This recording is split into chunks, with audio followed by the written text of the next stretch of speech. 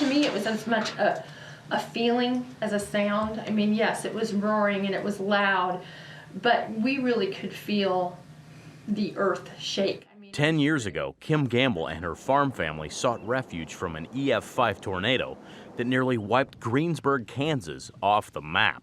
To see all your stuff blown all over in your house is one thing, but you go to town and you can't even find the house, so. Her husband Kai's wheat crop took a beating that year, and even though volunteers helped scour fields adding up to the size of the small town itself, random debris is still entangled within thickets nearby. For people who lost their home, lost their job, I think it was harder because their day was filled with just that sense of overwhelming, what do I do next? We knew, well, we got to go start the irrigation engine. So we had a little bit of that I think helped us move down the road. Would you say that's probably right? And when you looked out the window and you could see the trains go through town, and you could never see trains before, that was really weird. For decades, Greensburg's claim to fame was the world's largest hand-dug well, completed in the 1800s. But the emphasis shifted in May 2007. You've been watching this for quite a little while. What did you estimate its maximum width was? I would say easily a mile, and that's kind of being conservative. The nighttime twister tore a 29-mile path north through Comanche County up to Greensburg, the seat of Kiowa County, 100 miles west of Wichita. We're right on the line. You're right. 205-mile-per-hour surface winds were reported in town. According to the National Oceanic and Atmospheric Administration, among the population of 1,600, 11 died, and nearly 1,500 homes and businesses were either destroyed or sustained major or minor damage, a 95% loss. To many residents, the town and surrounding landscape were unrecognizable. I almost got lost in this small town because there's no landmarks. Nothing standing except the elevator. Market to Market toured the devastation with Kai's father, Dean Gamble, less than 48 hours after the 2007 cyclone struck. While then-President George W. Bush declared Greensburg a disaster area eligible for federal aid, the retired teacher and farmer, now deceased, surveyed his decimated home. It's a rude awakening. We thought we had our lives well intact and everything would be great. But now what? You just got to start all over again.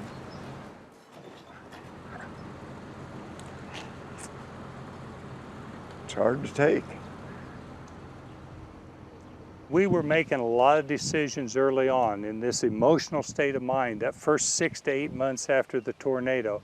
1 year into the aftermath, the town's well-respected postmaster, Bob Dixon, was prodded by community members to run for mayor and won. Since then, he's helped shepherd the town's vision toward an environmentally proactive rehab. The concept of going green started the night after the tornado, when representatives from the governor's office, our local elected officials, FEMA was in town already, and the discussion started back, hey, you're going to have to rebuild the whole town. Let's make sure we do it in a right, prudent, and responsible manner. Dixon says Greensburg City Council passed a resolution to erect all new municipal buildings to meet a LEED Platinum standard, a designation certified by the U.S. Green Building Council. Greensburg City Hall used 75,000 bricks claimed from the rubble in its new structure. Other buildings followed suit, employing things like natural light, effective use of shade, and solar panels. Wind turbines now dot the landscape as well, helping curb the town's carbon footprint along with its electric bill. Energy-efficient solutions have been encouraged across the community. The local hospital and John Deere dealership played along, as did the school system. But for some, the upfront costs were daunting. City officials grant that rebuilding green averaged around 12% above standard costs, but point to a study by the National Renewable Energy Lab, a division of the U.S. Department of Energy, which calculated up to a 40% subsequent increase in performance. All those in favor, aye. Aye. Opposed? The mayor admits a progressive push in an area traditionally skeptical of overarching change has led to bumps in the road forward. We have to remember that here in the agriculture community and throughout the Midwest and the High Plains, we're very independent people. So rules and regulations sometimes are misinterpreted as an infringement on our freedoms and our rights. And sometimes they are.